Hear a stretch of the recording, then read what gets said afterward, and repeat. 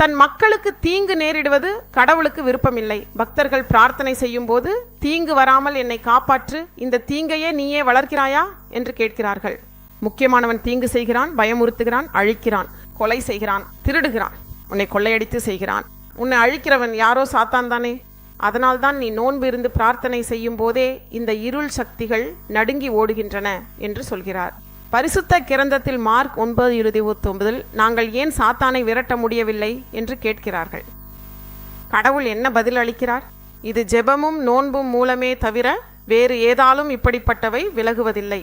அப்படியென்றால் இப்படிப்பட்டவை எல்லாம் விலகுவது எதன் மூலம்? ஜெபம் என்பது தேவனுடன் பேசுவது, நம்முடைய இருதயத்தின் ஆழமான எண்ணங்களையும் உணர்வுகளையும் அவரிடம் வெளிப்படுத்துவது. இது ஒரு தனிப்பட்ட உறவை வளர்க்கும் வழி.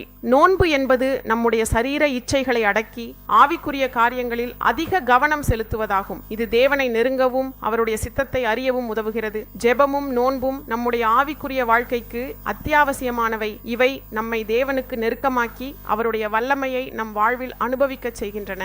எனவே நாம் தொடர்ந்து ஜெபத்திலும் நோன்பிலும் நிலைத்திருக்க வேண்டும். ஏனெனில் இவை நம்முடைய விசுவாசத்தை பலப்படுத்தி தேவனுடைய ஆசீர்வாதங்களை பெற்றுக்கொள்ள உதவுகின்றன.